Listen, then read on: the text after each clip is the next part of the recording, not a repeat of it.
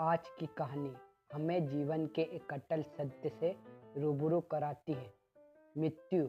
यह कहानी एक सरल और कृष्ण भक्त युवक राधे श्याम की है, जो प्रेम, सेवा और सद्भाव से भरा जीवन जीता है।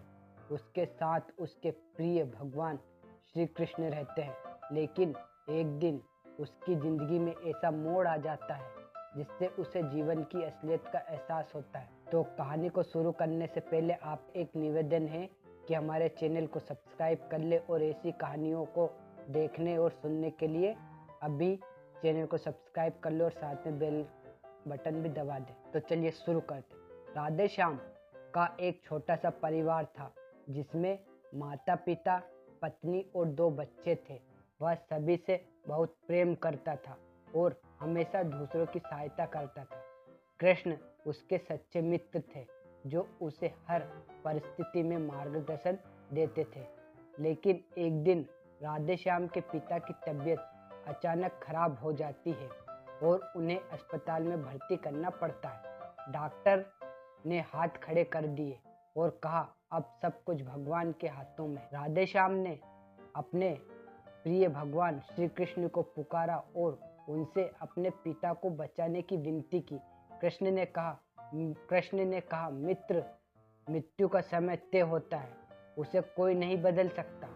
राधे श्याम इस पर नाराज हो गया और कृष्ण से नाराजगी जताई। उसने सोचा कि तुम भगवान होते हुए भी मेरी मदद नहीं कर रहे हो। भगवान कृष्ण ने उसे एक कठिन कार्य सौंपा कि तुम्हें ऐसे घर से एक मुट्ठी ज्वार या गेहूं लाना होगा जहां कभी किसी की मृत्यु ना हुई हो। राधे श्याम कई घरों में गया, पर उसे हर जगह एक ही उत्तर मिला। हर परिवार में किसी न किसी अपने को खोया था।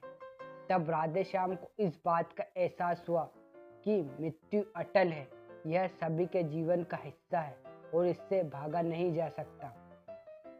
राधे श्याम ने फिर कृष्ण भगवान से माफी मांगी और अपने पिता की अंतिम समय में खूब सेवा की।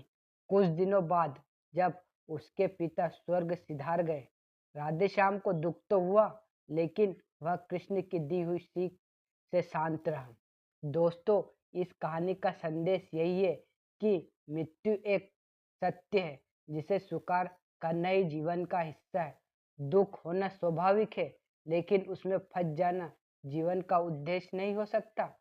हमें अपने बाकी बचे जीवन और अपने प्रियजनों की ओर ध्यान देना चाहिए, क्योंकि जीवन का हर पल महत्वपूर्ण होता है।